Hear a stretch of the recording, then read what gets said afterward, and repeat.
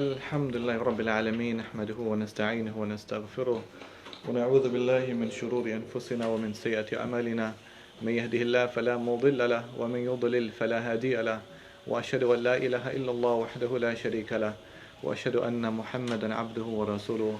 السلام عليكم ورحمة الله وبركاته. It is really wonderful being in this house of Allah subhanahu wa ta'ala. And I thank Imam Fuad for the very kind invitation to speak with all of you, great wonderful people. And I ask Allah to reward you immensely for your sacrifices of coming out here on this cold evening. May Allah make it, inshallah, yazid, an increase in barakah and thawab for all of you. And it's wonderful seeing such young people, alhamdulillah, also here with us, alhamdulillah, Masjid.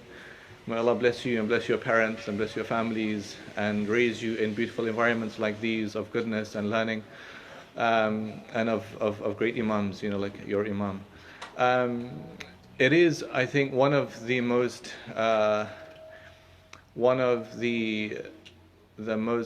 edifying, most instructive learning for us in a historical point of view to go over and discuss and examine and look at what happened with the Muslims of Al-Andalus, of Spain. Spain, of course, is the largest country in the entirety of Europe, and it is within the context of Spain that Muslims discuss a lot about their civilization. We know a bit about the scientists and things that happened in Al-Andalus, but maybe there's a lot more that we can speak about that can really broaden our horizons. We can begin to look at Spain as a place, Al-Andalus as a place where we learn a lot of lessons from. And of course, like Imam was saying, one of the fawaid, one of the great benefits of studying tariq, of history, is that the purpose for us should be so we learn about the past so we can understand how the present came to be, and so that we also then therefore take benefit of what the future might hold for us, and so we also not make the same mistakes as people might have made in the past. Many of our great ulama, some of them, by the way, from Al-Andalus, Qurtuba itself, like Imam Qurtubi, were historians as well as being muhaddithin. We have the Tariq of Baghdad by the same author, a historian as well as being a scholar. Ibn Kathir authored the Bidayah wa Nihaya, a book of history as well as being a commentator of the Quran. Ibn al-Athir, Kamil fi Tariq, the complete history, being a muhaddith as well as being a historian. Ibn Asakir authored a volume in a 70-volume Tariq Dimashq, history of Damascus, as well as being one of the great muhaddithin of the 11th century. And so why therefore were our ulama really interested in history, recording history, writing history, studying history?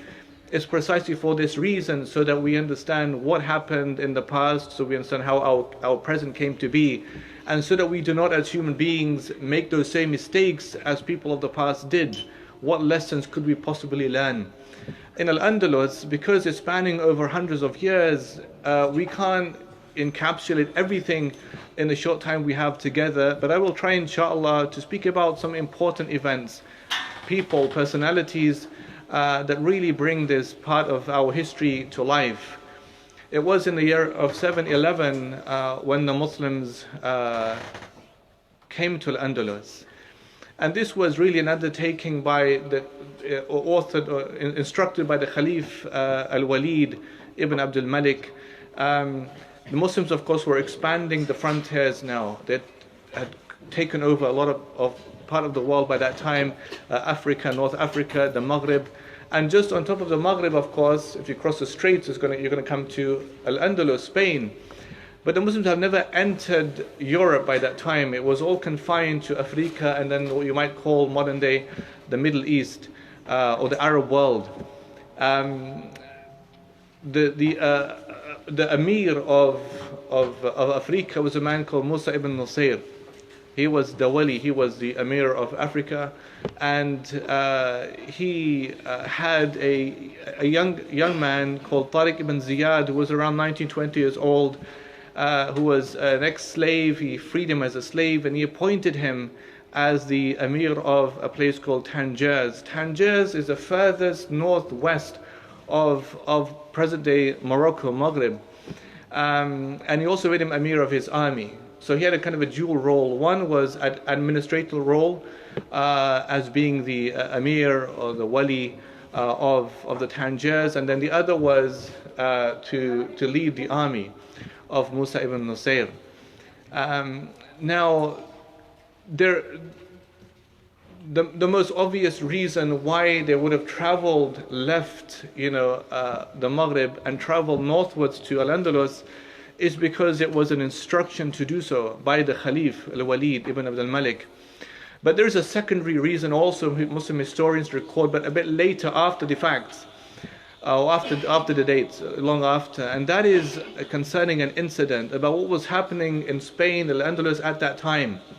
So what was happening is that, here you have Musa ibn Nusayr and you have Tariq ibn Ziyad, and they have a plan to get to Al-Andalus. But that plan was made easier for them slightly because of a sequence of events happening in Al-Andalus at that time. So 711 was the year. 709, 710 there was a civil war in Al-Andalus in Spain.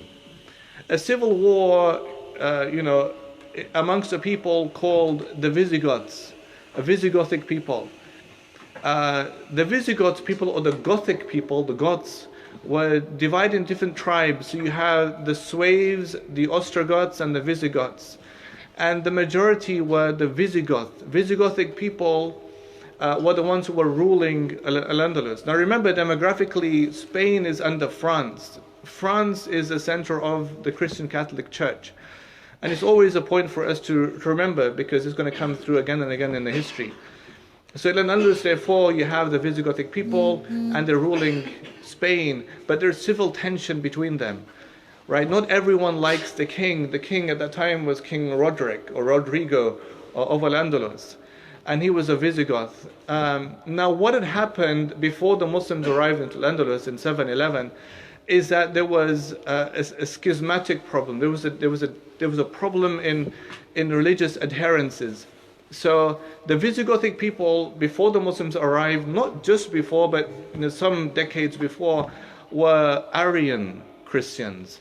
And Arian Christians are not like Catholic Christians. Arian Christians, they follow the teachings of a man called Arius. Arius was a priest from the 4th century. He was a priest who was in the Council of Nicaea, where Constantine arranged a council to try and decide on what was the real, nature of Jesus, of Isa alayhi salam. Hi? Should I hold it? Is that it? If that's possible, I'll hold it. Yeah, so that was his purpose, to try and figure out what was the nature of Jesus, of Isa alayhi salam. And so Constantine convened this council for that purpose. Now, one of the people who was there contending the idea that Isa alayhi salam was Allah or son of Allah was this man called Arius. He believed Isa alayhi salam was a creation of Allah. He believed Isa alayhi salam was not God, not in a literal sense, maybe kind of in a figurative undertaking. But he was not a Trinitarian. He was not like Athanasius. Athanasius was a Trinitarian. He was arguing for Jesus being God and the Father God, and all three are one, Trinity belief. Arius, therefore, was important because he was from a line of what you might call people who had a Unitarian leaning, those who didn't believe Jesus was God from a very early time. Now, in Al-Andalus in Spain, that meant that before the Muslims arrived, they were Arians, right? And then they were forced to convert to Catholicism.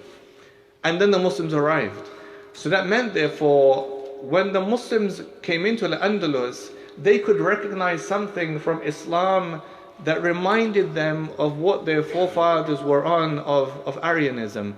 There was some resemblance that they could see oneness of God and Isa not being Allah, being more of a prophet of Allah, and they could relate to that.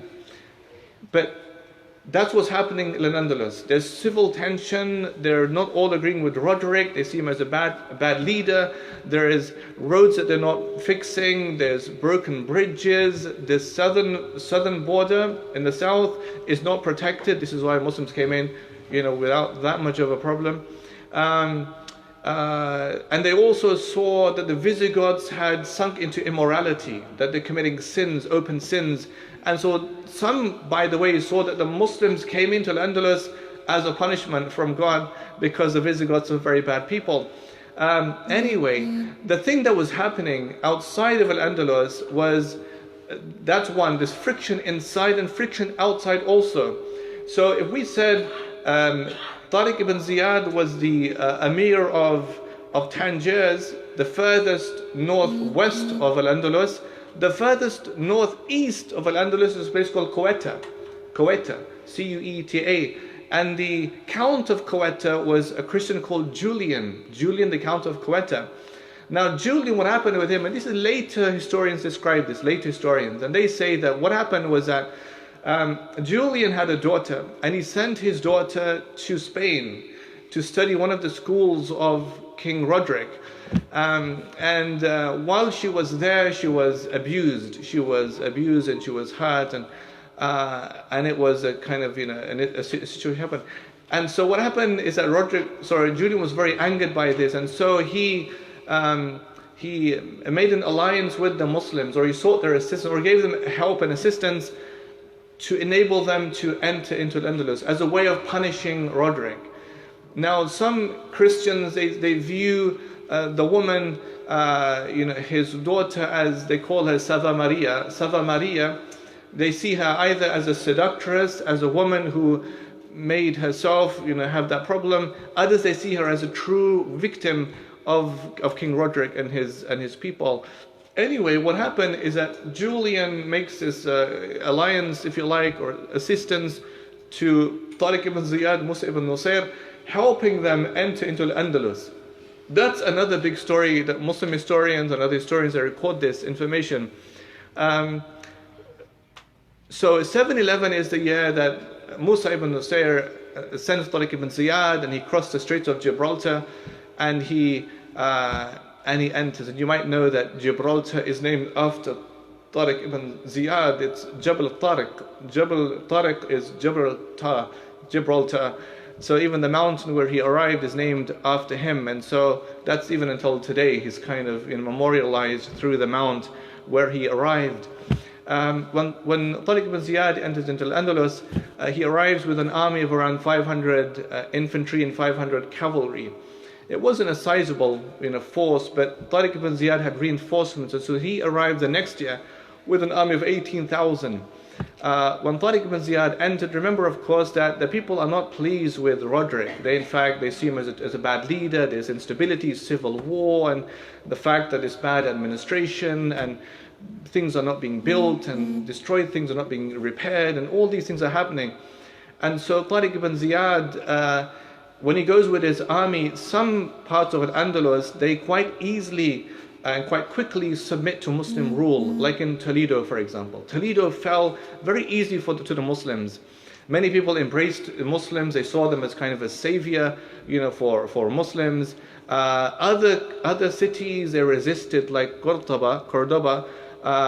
There was a very intense resistance against the Muslims. Right? They put up a fight. There was a siege. It went on for quite a long time. Other cities also fell: Seville, Granada, the centers of Arcos, Jerez, Asija. They began to fall one by one. But many people either embraced Islam because, like I mentioned, the Visigothic element was there, from Arianism to Islam. They could see some similarity, or they accepted Muslim rule without becoming Muslim.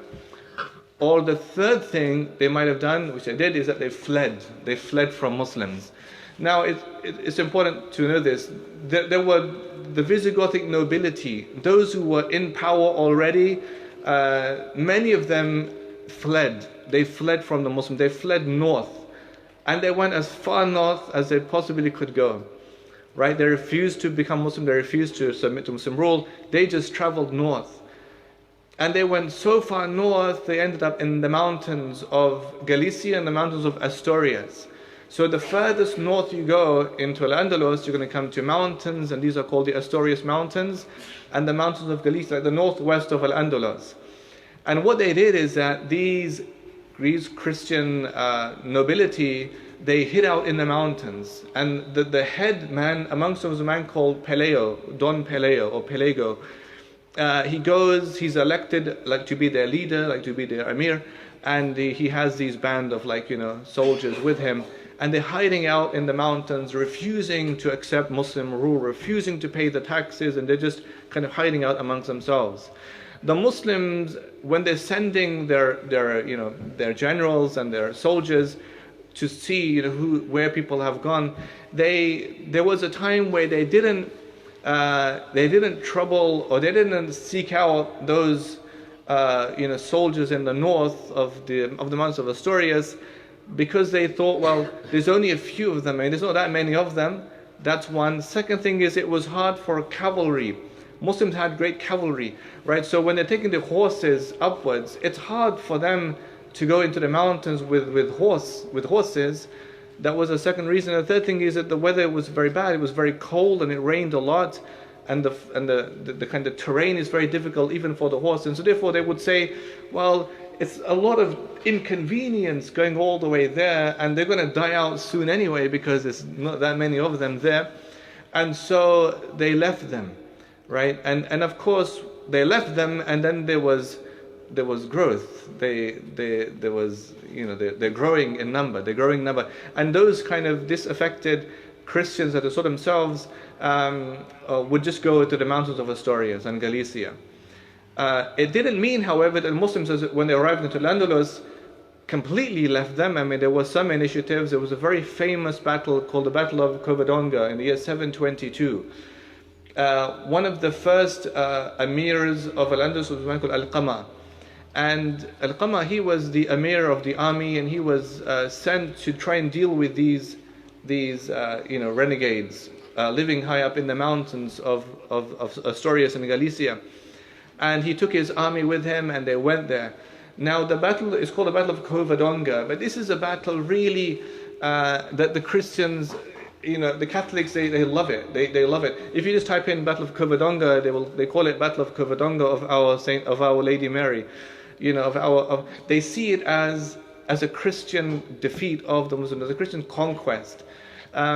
Because what happened is that a very small regiment of the Muslims traveled north to try and take out these renegades, these ones who traveled north and they lived it out in the mountains, Don Peleo essentially and his army. But when they got there, they were trapped, because what had happened is that the Christians had pretended to flee. They hadn't fled. They had encircled the Muslims, encircled them, and in encircling them, they launched an attack the Muslims were not prepared for. The Muslims, they thought the Christians had fled. They were taking the spoils of war. Has resemblance for Battle of Uhud, really. It does. They're taking the spoils of war, and then all of a sudden behind them comes Don Peleo and his army, and they defeat the Muslims. Now, in our books, Muslim historians, they say this was more like a skirmish. It was a small scale battle. The Christian sources, however, they say it was a very big battle, and they see it as a spark of the reconquest. They call it the spark of the reconquest. They see it as this is the beginning of the defeat of the Muslims of Al-Andalus. So we have two, depends which historians you're reading, but this is how they see it. Now that's 722. If we go 2 years before, the year 720, so Muslims are therefore expanding. Yeah, they haven't just got to Al-Andalus, they're going even further north into France itself. So in the year 720, the new Muslim wali was a man called As-Samah ibn Malik al-Khawlani. Samah ibn Malik al-Khawlani, he was a new wali, he was a governor, and he took his army and they went all the way to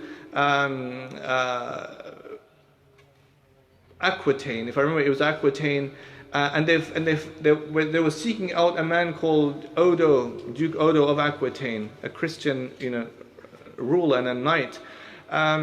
However, he was not there. He had left the scene, but then he came back, and when he came back, he launched an assault, and in the assault, Samh ibn al-Khawlani was killed in that battle. Then in 730, the new Muslim ruler Abdurrahman al-Ghafiqi now launched an attack even further still. It goes back to Aquitaine, seeking out Duke Odo. Duke Odo flees again. Now, on both occasions where Duke Odo is going, he's going to see a man called Charles Martel. Charles Martel was called Charles Martellus. Charles Martellus, Charles the Prince of the Franks. Charles Martellus, Charles the Hammer. He was someone who had a reputation of being ruthless in war, strategic in war, of being a defender of the Franks, of the French. And each time Duke Odo was going to see him to seek his assistance. But there was a problem because of a clash. So this is Odo of Aquitaine. And Aquitaine never submitted to French rule. And because of this, Charles Martel had refused assistance, and then he accepted on the condition that Odo submit to French rule and not like rely on Aquitanian or autonomous authority. And the first time he didn't accept, the second time he accepted because now he realized Muslims are coming closer. So 731. Now, what had happened is that Abdurrahman al-Ghafiqi had got so close to the so close to the French, their power base in Aquitaine itself. Charles Martel had arranged a battle, arranged a date in the year 732 in a place called Tours. This is called the Battle of Tours, Tours, a very famous battle between the Muslims and the French. Right? This is in Tours, and so this was kind of like the showdown. This is like what Charles Martel had years of preparation from 720, right? 721, 732. So 11 years preparation against the Muslims. And he prepared his soldiers. He realized who these Muslims were, where they're coming from, why they're even there in Al-Andalus, why they're coming to France.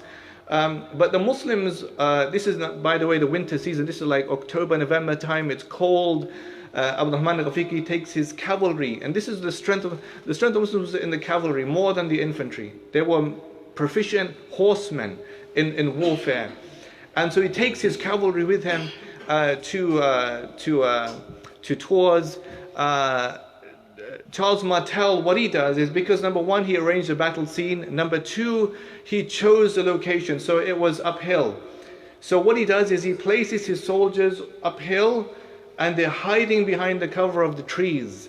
That's number two. Number three, they're warm. They have the right clothes to wear because they realize they know their own seasons and their terrain. Right shoes to wear, right clothes to wear, and they're warm enough for the battle.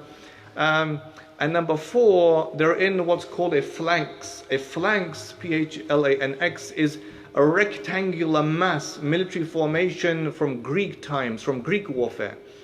Now what's going to happen is that Abdurrahman al-Ghafiqi is coming and he's seeing these guys, on top of the hill, hiding behind the cover of the trees in this phalanx, rectangular mass formation, not realizing how big truly is that army, because it means one row behind the other, that's army, that's soldiers, but he wouldn't know that. And then it's very cold and they don't have the right clothes for the winter. It lasted like 6 days as like a stalemate. It broke, and then he gave the order, march upwards, and they march upwards. But then because they had more of an infantry, bows and arrows, they had spears, it was hard for the horses to climb, to go uphill. It was a defeat of the Muslims, the Battle of Tours. And again, these two incidents, very important to remember. One, the Battle of Covadonga, 722. Number two, Battle of Tours, 732, are memorialized in books of Christian history because they depict them as kind of, as the seeds of the reconquest, as kind of, how they do it. But it was important for us also. Now, it didn't mean that was the end of, Muslim trying to capture places in France. We know that Malik al-Khawlani, what he had done is he had set up base in Septimania. Septimania is southeast France, between the rivers Rhine and rivers Garonne, and he made his base in Narbonne, and he renamed it Arbuna. Right, so we know that they were still exploring things. But that was also what's happening in the first decades of Muslim presence at Al-Andalus. They're consolidating rule, right? They're electing walis, governors to rule different cities, Seville, Cordoba, Granada, and then the smaller states of Arcos, Jaraz, and Asija, Seville, and all these places. At the same time, they're dealing with the threat from the Christians in the north, in the Asturias Mountains, Galician Mountains. And number three, they're even they're going past the borders of Al-Andalus into France itself. So we know, therefore, that a lot is happening in that time. However, there is a point to be made about the fact that there was a quick succession of walis, of governors into Al-Andalus. A quick succession, let's say over 30 years, maybe there's going to be 20 different governors. And what this did is it kind of created a sense of a bit of an instability. There was some tribalism getting involved, tribal factions, some dissension was getting involved in that. And we look back in hindsight, of course, as latecomers, and we're kind of seeing what were the kind of the seeds of something that was happening that wasn't entirely positive. Now, this is 732. Now, what was happening in the rest of the Muslim world at that time is that in 750, there was a revolution. There was a revolution called the Abbasid Revolution. The Abbasid Revolt. This is 750 in Damascus. So the Abbasid Revolution meant that they took power over the Umayyads. Right? There was a slaughter. Of the Umayyad family in Damascus. Complete wipeout of them in 750. Now what had happened was that there was a young man. He was only 15 years old, and he was the grandson of the 10th Umayyad Khalif, Hisham ibn Abdul Malik. He was the grandson. He was surviving heir to that power. And what had happened is that when they're on the onslaught, the Abbasids, to kill off all the Umayyads, he escaped. And when he escaped, this young man, he took his brother Yahya, his son Suleiman, and his two sisters with him, together with a former Greek slave called Badr.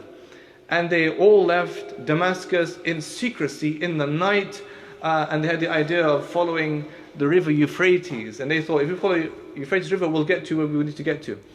And it was really, it's like you could even make a movie out of this. It's that epic. And if you read the account, it's that epic how they did it.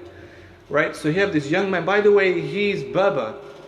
His mom was Berber, so therefore he has red hair, easily recognizable. So he has to kind of hide his hair, right? Because he could be recognized. He has kind of light skin. With his brother, with his son Suleiman, with his two sisters, under the cover of darkness, they escape following the river Euphrates. Now, the new Abbasid rulers, they send like horsemen, mercenaries, they're paying people, go and find, his name is Abdurrahman the first, we call Abdurrahman Ad-Dakhil, Abdurrahman Saqr Quraysh, Abdurrahman the first, Abdurrahman Ad-Dakhil, the one who entered, Abdurrahman Saqr Quraysh, the falcon of Quraysh, he's called. His job is just to flee. And so at each point, the Abbasids are sending their mercenaries, their horsemen, to find these people. They get to a point where they're seeking refuge in a tent, a small tent. But they're closing in. The Abbasids are closing in. And so what he does is he leaves his son Suleiman and leaves his sisters behind. For the sisters look after the son. And he flees with his brother Yahya and the servant and the slave Badr. And their plan is to go from Palestine, Damascus to Palestine to the Sinai and then to Egypt. This was the kind of the route following Euphrates. It's a bit like, if you think, it's amazing how Allah gives people, in journeys like these, landmarks to follow, milestones, landmarks to follow. It's like the story of the woman Harriet Tubman, the woman who was enslaved by the Americans, and she is in America, but she has to get to Chicago, and Chicago was like a place where you had abolitionists, people who wanted to abolish slavery, and she is escaping from like Mississippi down south, and she wants to get up north, further out of south, and the whole idea was follow the Northern Star, and that became like if you follow the Northern Star, you'll get to Chicago. And even her story is remarkable because Harriet Tubman, there are some historians, they say because her mother's name was Amnita, and it could have been that her mother's name was Amina, but then changed to Amnita in the false conversion to Christianity. In that she would say she was called the Moses of her people because she rescued 400 African American slaves. Many of them, of course, were Muslims because they came from Senegambia, West Africa. They're Muslims, they're Muslim slaves, so they say. And she said that I would have rescued even more if they just knew that they were slaves. This is the kind of the brainwashing that you're living fine in our country. But the point is true. So the other one, of course, is the two sisters from Australia, those Aborigine sisters, small sisters. They had to follow the rabbit-proof fence. It was called a rabbit-proof fence. And they escaped, living in the schools of where they converted against Christianity and they were being abused and everything. And the idea was to go back home. And they knew that to go back home, you got to follow the rabbit-proof fence, right? And they walked hundreds and hundreds of miles. Imagine two young girls at the age of these young kids, in the heat, by themselves, just to go back home. And it's really amazing how Allah gives people that sense of ability and strength in the most difficult times. And so Abdurrahman's idea was, you got to follow the Euphrates River, and then you'll get back to where you want to get to. You'll leave Damascus. And so he goes, he ends up Palestine, Sinai, ends up in Egypt. Now in Egypt it was worse because there was a new governor called Ibn al-Habib. Ibn al-Habib was a previous loyal supporter of the Umayyads. Now he was a strong supporter of the Abbasids, being paid money. And he was told, this man, he has like red hair, he's a surviving heir of the Umayyads, we got to get him. And so he sets up traps for him. At one point, Abdurrahman and his brother Yahya, they're forced to jump into the Euphrates River to escape because the henchmen are there waiting for them, with their swords and everything. And he swims across to safety, but his brother Yahya couldn't swim that well. And so he's forced to get back to shore and he's executed. And so Abdurrahman therefore loses his brother in that. In one account, Maqarri says that, this later, 16th century account, they're saying that Badr traveled then with him, with Abdurrahman. They get to safety. They've lost now, he's lost his brother. But they end up getting through Egypt, end up being in the Maghrib, in present-day Morocco. They're in the Maghrib. And of course, Maghrib, was a Muslim state. But what they have to do is that his whole purpose was that the ones who have traveled from Syria, Damascus and Syria, are the ones who are now in Al-Andalus. Like Qurtuba, for example, was a city of Syrians. There was a Syrianization of Seville, of Qurtuba, meaning even the architecture, the landscaping, the way of planting trees, the food, the culture was all inspired by Syrian life when they took it to Al-Andalus. And so his idea was, we got to get to Al-Andalus, and they're still loyal to the Umayyad cause, right? They don't know about what's happened with the Abbasid revolution in 750. Now it's 755, by the way. It's 5 years it's taken him to get there. 5 years. Abdurrahman was the first ruler of Al-Andalus. Abdurrahman the first is called, the first ruler of Al-Andalus. He goes all the way there, 5 years escaping this, and then he gets to Maghrib. He sends his slave Badr, ex-slave, to go and investigate and see, would they potentially give power to this surviving heir of the Umayyad rule? Would they? And when he goes there, he finds out that they would, that they're welcoming him, that they want a leader for their state. There was civil tension between them. The previous ruler, President Yusuf al-Fihri, there was disturbances, people didn't like him, there was tribal kind of problems, there was problems between the Arabs and then the Berbers, tribal dissension, there was ethnic dissension between them, and he wasn't a good leader based upon their standards, Yusuf al-Fihri, and they wanted a ruler, from the lineage of the Umayyads, and they welcomed him. And Abdurrahman the first landed in Al-Munakkar. Al-Munakkar is south of Spain, southeast to Malaga, right? So that's where he ended up, in Al-Munakkar. And then he's welcomed, by the people of Al-Andalus. And Abdurrahman the first becomes the first ruler of Al-Andalus, the real ruler of Al-Andalus. And this is back to Umayyad rule. This is Umayyad dynasty, right? Everybody else, they just had the revolution of the Abbasids, and they're expanding, of course, the territory. But Al-Andalus is still Umayyad. Now that's Abdurrahman the first, right? Uthman I, as a ruler, does many things to try and bring together these dissenting parties of ethnic parties, trying to create unity amongst the Muslims. He begins the process of building the Masjid al-Qurtuba. Masjid Qurtuba was built in the year 786, right? It's a collective work of Uthman I, second and the third. But it's one of the most, Al-Idrisi said it was the most beautiful masjid in the world at that time, right? Whoever's been to Qurtuba would know Masjid Qurtuba, which is now called the Mezquita. It's a masjid, but it's a cathedral. It's a cathedral, there's two cathedrals in it. There's a grand cathedral, lesser cathedral. There's statues and things of, things there, but it's a masjid. You go inside and it's going to look like a masjid. 19 perpendicular aisles, right? All facing the mihrab, right? And the aisles are just like what you would find in the Prophet's mosque, they look the same. This was inspired by that, right? And then the mihrab is still there, and then you see everything is still there, right? But it's a cathedral, and when you go in there, the guards at the Masjid Mezquita would say, "This is." The first time I went, he said, "This is not masjid, okay? This is no salat, okay?" Like to emphasize the point. This is not, you can't. And they watch you. Are you going to make dua? What are you going to do? They watch you closely, right? Because it isn't a mosque, But the interesting thing is, it's very interesting because the symbolism is very beautiful.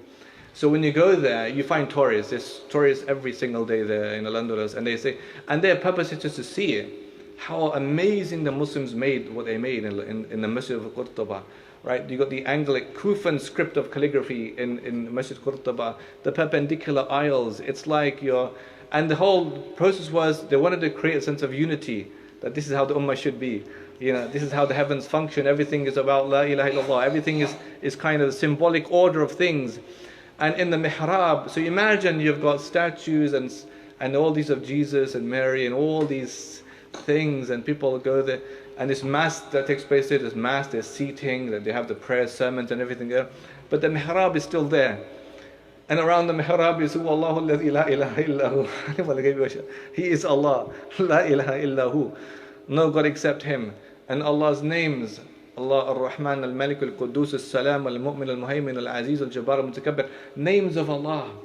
And you think, what a kind of an amazing witness against what's done in that place. Those words of Allah subhanahu wa ta'ala. That Allah is one, Allah is Rahman, Rahim, Allah is Ahad, Samad, Allah is one, Allah is no partners. And that's still there, in around the mihrab of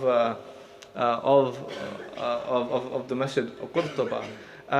In 1933, the very famous Pakistani poet Muhammad Iqbal, he was given permission to visit the mosque and to be the only one to pray in the mosque.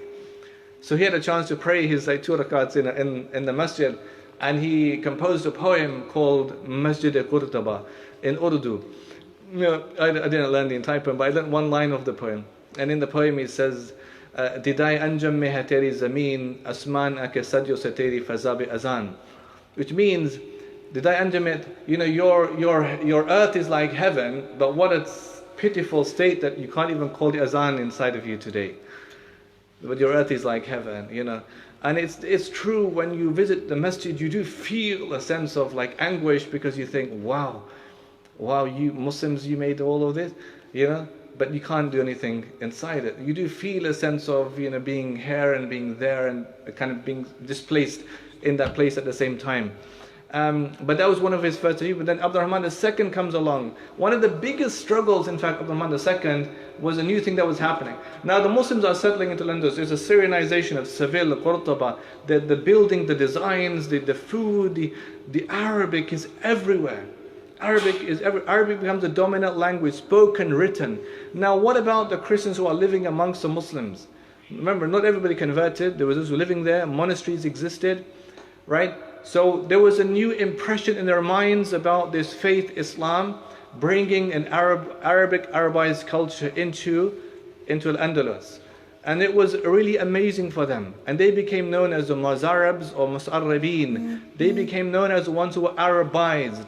So you had Christians who began to dress like Muslims, eat like Muslims, began to study like Muslims, learn Arabic script, began to even look at Hadith and Quran.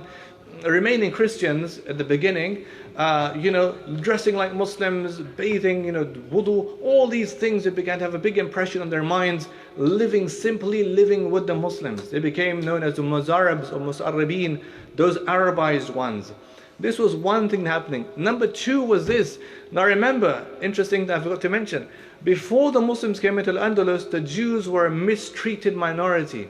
The Christians, in fact, Visigothic kings like Chinthilla, Ricard I, they had edicts against the Jews like forced baptism, forced conversion, forced to eat pork, all these things against it, and they were not allowed to have synagogues. They even had, like in the Fourth Council of Toledo, 632, this is kind of, so how long, 80 years before the Muslims came, Fourth Council, they had, Fourth Council of Cordoba, I think, or Toledo, the edicts like every Jewish child has to be separated from his parents. These are the words, so that they do not become further entangled in their deviation. Right? Because if children are born Jews, that means they're being born deviant, they have to be born Catholic, and their parents are going to corrupt them, therefore they can't stay with their parents. And you think, whoa, it's so interesting that the same things happened to the Muslims later had already happened to the Jews previously. This is how we learn from history. Just think about what's happening in our climate today. Think about how things sometimes become difficult.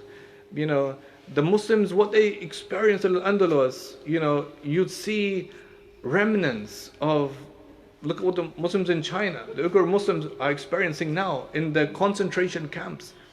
The Muslims later on, I'm skipping for a bit quickly, they had a thing called Moriaras and Judiaras. Moriaras were walled compounds.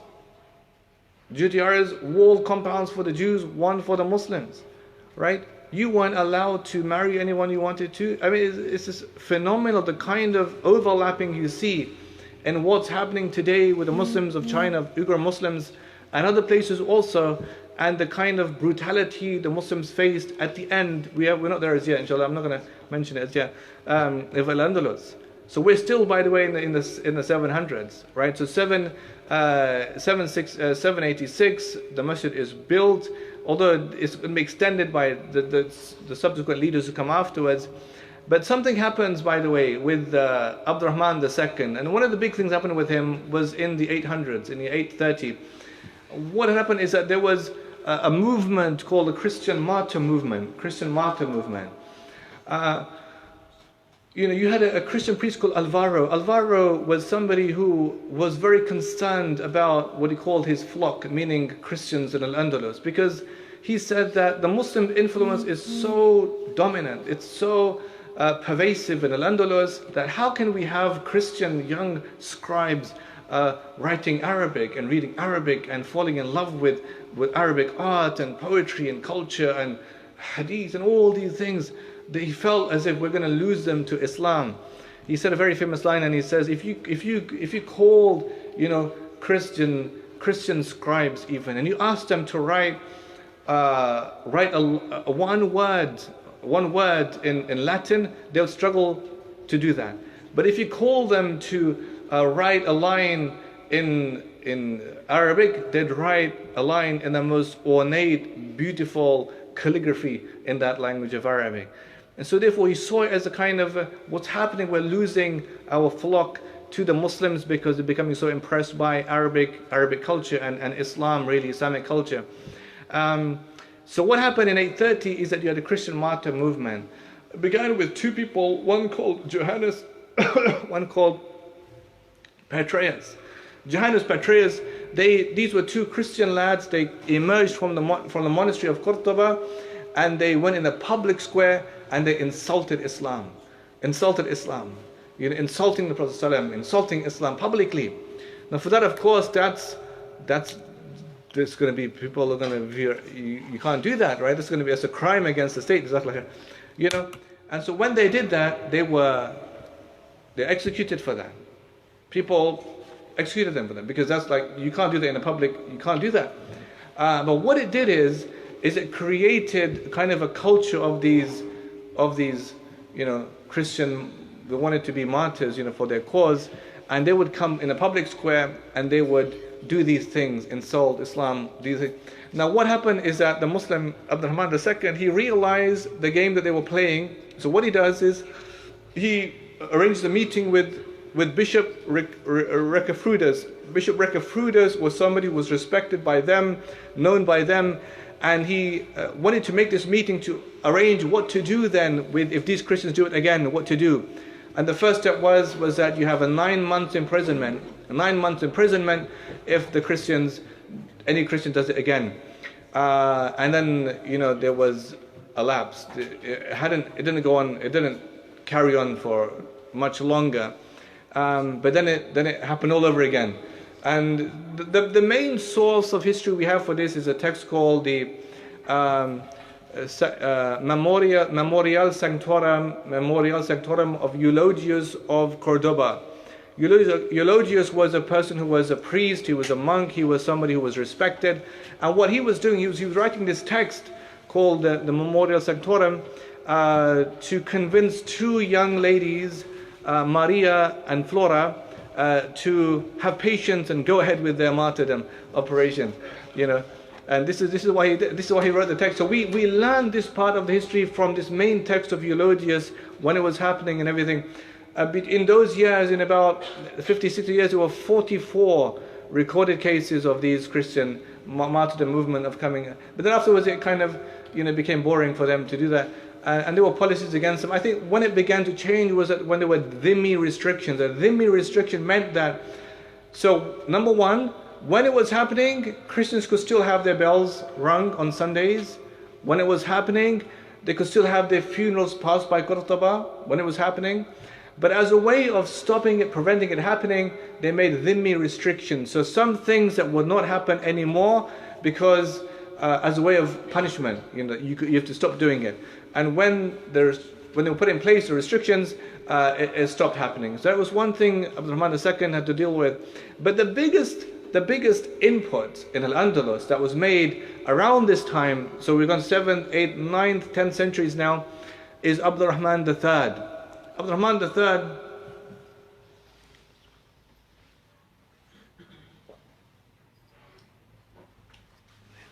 is the most celebrated ruler of Al-Andalus. He was the one that was, it depends on history. Either he gave himself the title of Khalif, or it was given upon him, or he was always the Amir. But he was really the one who was known as the Khalif of Al-Andalus. And this is now Umayyad rule still.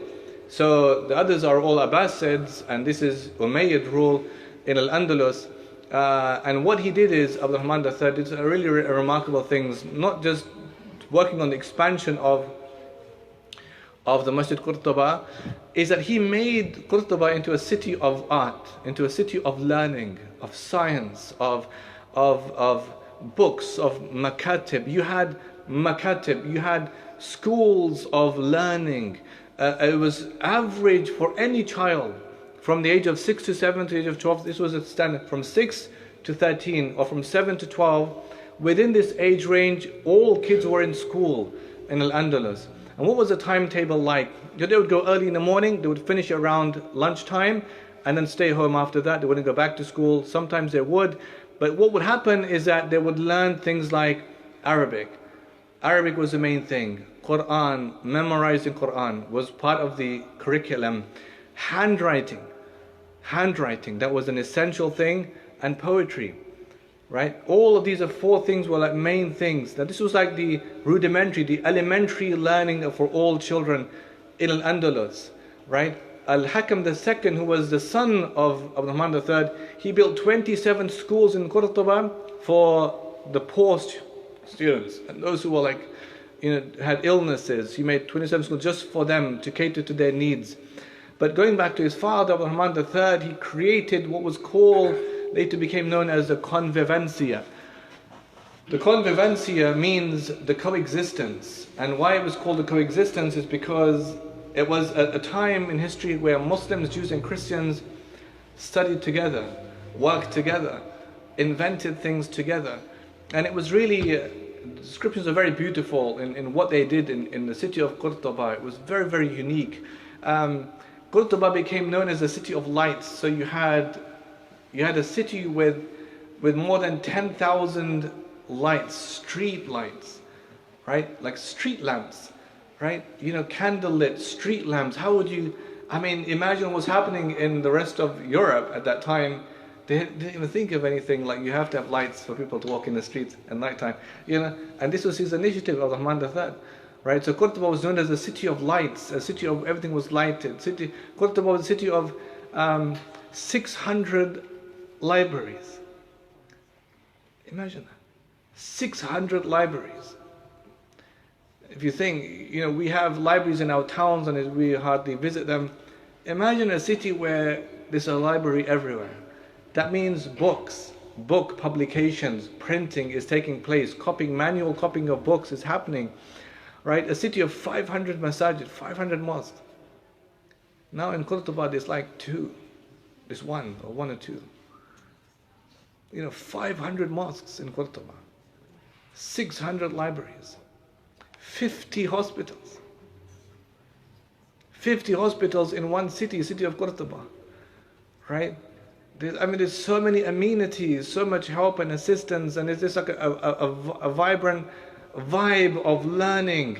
The Khalif, Abdurrahman III, he had a personal library of 300,000 books.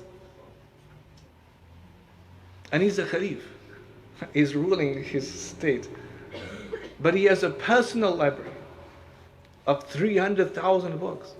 And therefore that interest in learning, that interest in wanting to know more was so profound. Our Imam began with a hadith that our Prophet taught us to learn. Allahumma anfa'na ma 'allamtana wa 'allimna ma yanfa'una wa zidna ilma. He would also say in every morning after Fajr, Allahumma inni as'aluka ilman nafi'an wa rizqan tayyiban. And he would, Allahumma inni a'udhu bika min ilmin la yanfa' wa min qalbin la yakhsha wa min nafsin la tashba'. Oh Allah, I seek refuge with you from knowledge that has no benefit. I ask you for beneficial knowledge. The Imam, Allahumma anfa'na, oh Allah, benefit us by that which you've taught us. And teach us that which will benefit us and increase us in knowledge. And this was therefore the idea behind it. To increase in knowledge is for the betterment of the human self, but also for society at large. Right? So they began to therefore explore things. Amazing things, sciences. Look what's happening in the 10th century.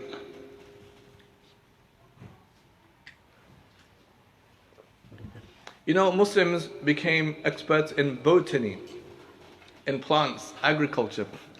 Right? You had in the beginning 10th century people like Abu Ubaid al-Bakri. Abu Ubaid al-Bakri, Ibn al-Hajjaj, they were now experimenting with plants. Plants, how to grow the plants, where to grow the plants, and what medicinal benefits you could take from the plants. When the 11th century came, you had giants like Ibn al-Awwam al-Ishbili, right? Al-Baytar. You know, these were like, not Al-Baytar, Abu al-Khair, authored the book Kitab al-Filaha, the book of farming, right? Kitab al-Iqtisad fi Salah al-Anfus wal-Ajsad, the book of, you know, of therapeutics, of health for the body and for the mind, right? They're writing these books.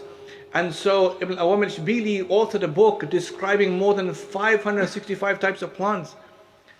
Like if we had a test, let's go through the room, and I said, brother, let's start with you, brother. Let's name a plant. And I said, you name a different plant. Imam, Fuad, name a different plant. And I said, brother, you name a different plant. And how far would we get? I think we'd just be stuck with us three. Like, we wouldn't know the names of plants. And in his book, Ibn Awam, he named more than 565 different types of plants. Not just the plants, what to do with the plant, how to grow the plant, where to grow the plant, how to fertilize the land, how to collect rainwater. They're becoming masters in botany. And then by the 12th century, you had giants more, Al-Baytar and others who are excelling in this knowledge of agriculture, right? What about women? I mean, this isn't kind of like completely a man's story written by men about men. No, what about the women of Al-Andalus? What were the women doing? Al-Andalus. In Seville, Al-Ishbiliya, you know, you had women, remarkable women like Valada, Al-Ghassama, Maria Al-Ishbiliya, Maria of Seville, and they were like, Valada was in fact a princess of the Muwahhidun, Al-Ghasama was, and they were like orators, they were like geniuses, and they were poetesses, they were people who were experts in poetry, in grammar, in oratory skills, in manuscript illumination. Maria of Seville was an expert in manuscript illumination. And then sometimes they were also teachers. Look at Ibn Hazm. Ibn Hazm al-Andalusi, the great scholar of Al-Andalus, his daughter was also an alima. And she would teach in the same school as her father when the father's classes would finish. Like, look at Imam Qurtubi. He had so many female students. And so therefore there is a revival taking place in learning and in seeking knowledge and in transforming human society. That's in terms of agriculture. What about sciences? People like Ibn Zawar, they call him Ibn Zuhr. Ibn Zuhr, he authored books on pharmacy, right? Ibn Zawar on pharmacy, you had Ibn Zuhr, you had so many of these ulama. They would become experts in surgery, in mathematics, in surgical instruments. Some of them still used today in hospitals. They would design them. They would draw pictures about how to use them, where to use them, when not to use them. You had experts in astronomy. People like Muhammad ibn Fatuh, Jabir ibn Aflah. He was the one, they made the astrolabe, right? What about, what's his name? The man who tried to fly. Abbas ibn Farnas. Right now, on the highway somewhere in Al-Andalus, we saw that they made this, they made a bridge. They made a bridge, is it a bridge? Kind of a bridge. And it has two wings. And it's called the Al-Farnas Bridge. Al-Farnas. It's in memory of Abbas ibn Farnas, the man who tried to fly with his wings. And the point is, Muslims are therefore are excelling in these things because they want to know more about how to improve human society, right? In science, in mathematics, in technology, in art and design, in calligraphy, in medicine, in botany, agriculture. All these things are excelling in them. And it really became, you also had, amongst the others, like Jewish, you had a man called Hassan ibn Shaprut. Hassan ibn Shaprut was a diplomat working in the court of Abdurrahman III. He would send people out, to bring like other nobles from Constantinople, other major city centers, to come and see what the Muslims are doing in Andalus. He had his own like kind of small school to translate Arabic works into Hebrew. You had Alfonso the Great, later on, who had his own school, Christian school of translating Arabic works into Latin. Now this is what's happening. You have the transference, you have the exchange of ideas and knowledge. But there's something else happening. Now those, sometimes Christians wouldn't remain in Andalus, they would travel further north, into France, out of France, into England, around into Italy, and they would introduce the Western world to what Muslims are studying and learning in Al-Andalus, right? So you have people like Petrus Alfonsi. Petrus Alfonsi was someone who was a Jew, became Christian in the year 1118, converted to Christianity. He left Al-Andalus, he traveled France, left France, went to England. He became the surgeon for King Henry of England. And what he did is when he got there, introduced to him and the Christians what the Muslims are studying in Al-Andalus, right?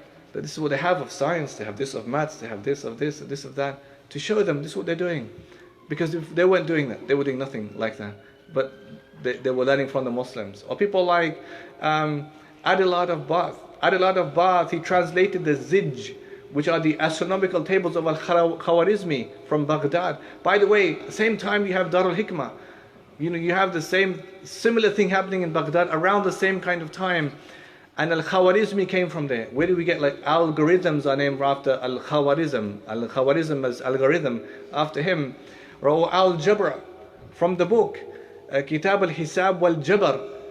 Al-Jabr is named after his book title. Al-Jabr, this is algebra, learning.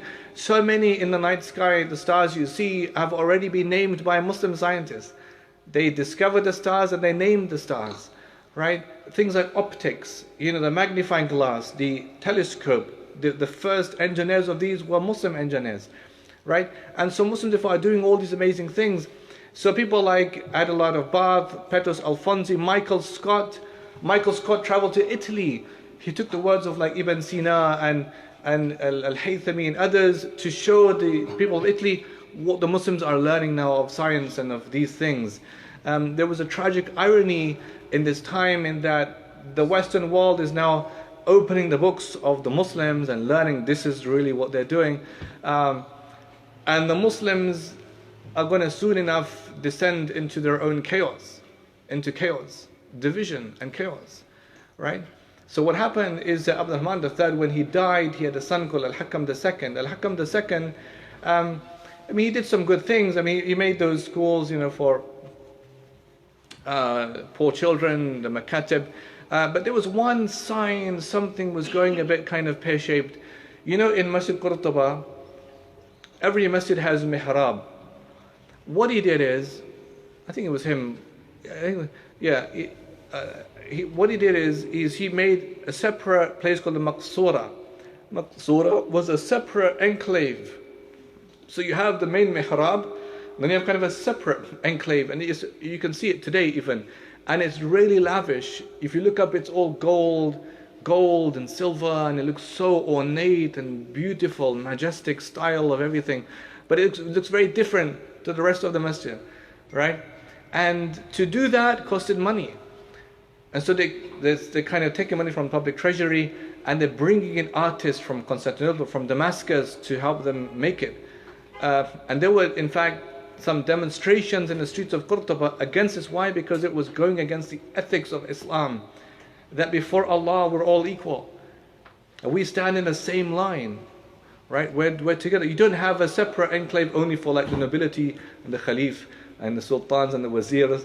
Wazara, they pray together because they're important. No, right? In the Prophet's Mosque, you know, you had behind him Suhaib al-Rumi, Bilal al-Habashi, Salman al-Farasi, Ali ibn Abi Talib. You had family, you had Suhaib al-Rumi from al-Rum, you had Salman from al-Faris, you had the Quraysh, you had Bilal the Abyssinian, all in the same line representing the unity of Islam. The moment you break from this code of unity, of discipline, of taqwa, then you're going to have problems. And they began to see it happening slowly with the building of the Maqsura in the mihrab area of Masjid Qurtuba. Now Al-Hakam II, he had a son who was 11 years old who inherited the rule, but an 11-year-old couldn't rule Al-Andalus, right? And so there was a hajib. A hajib is like a chamberlain, right? A chamberlain, a kind of a de facto ruler. His name was Ibn Amr al-Mansur.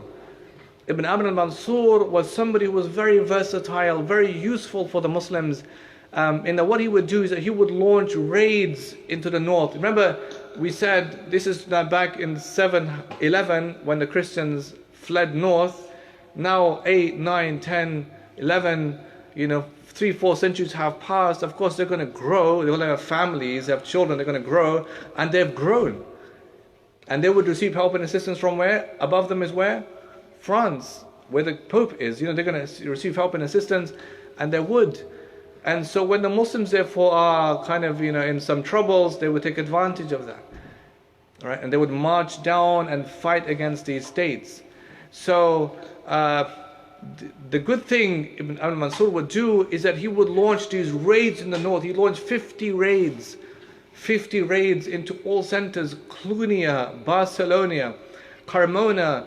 But in 997 he launched a raid into a place called the Santiago de Compostela. Now the Santiago de Compostela became like what Battle of Covadonga, Battle of Tours became in the 8th century. It became a third thing. It became, you see what he did is he's launching these raids. I mean, the purpose is so they can fight the Christians back, send them back to the north or defeat them. They don't come further south where Muslims live. But what he did is he attacked the church in Santiago de Compostela. Now in that church, Christians believe the church contains the remains of James. They call Saint James the Apostle of Jesus. Okay, they believe that's where his remains are. So what he did, when he went there, he took the bells from the church, put them on the back of donkeys, and then took them all the way to Qurtuba to be used for the lamps in Masjid Qurtuba. It was seen as an affront. It was seen as something sacrilegious. It was seen as something, how could you do that against, Now what had happened, which went against, I think, him. What had happened is that the image in the minds of the Christians of James, from James the apostle of Jesus, became transformed. James became known as James Matamoras. Matamoras means the slayer of the Moors. So imagine the patron saint, James, peaceful, loving, and now becomes transformed in their minds as James, the slayer of the Moors, Matamoras, right? And that's how it was. And until today, go on YouTube, type in Santiago de Compostela, you'll see pilgrimage. People make walking pilgrimages from here, England, walking all the way through France into Al-Andalus to pay respect to Santiago de Compostela, right? They do that until today, And by the way, I forgot to mention, even the other one, Don Pelego, the one who Battle of Covadonga 712, this pilgrimage is made, to that small cave. And so, Imam? Okay. What's the time now? 26. Okay. Okay. So we're gonna. It's a lot more. We haven't even come to the main part because inshallah next time. Yeah, inshallah. Next month, inshallah. But this is kind of where we are by now, and so. The Muslims, of course, have had the high points of civilization by this time. But now is going to come the part where we're learning a lot of lessons about what Allah reminds us in the Quran about staying together. وَاعْتَصِمُوا. Allah says, hold fast, all of you, to the rope of Allah, and do not, وَلَا تَفَرَّقُوا, don't be divided. And this became a very big lesson for the Muslims in this time because, we fell into division. And when we did, then we became weak. Then the enemies in the north took advantage of that and they would march down and pick at these states one by one. And it became a very big lesson and learning for all of us and of course for the Ummah. And then of course there was the point of the Inquisition. And the Inquisition was a disgusting, terrible thing. So they wanted to remove Islam completely. Like not even Arabic was banned. Hijab, everything you could imagine was forbidden, banned. Muslims were expelled from Aragon, 100,000 to flee, Cordoba, all the cities. And they all went to Granada. There was resistance from Granada. Inshallah, but I'm not going to, inshallah next time.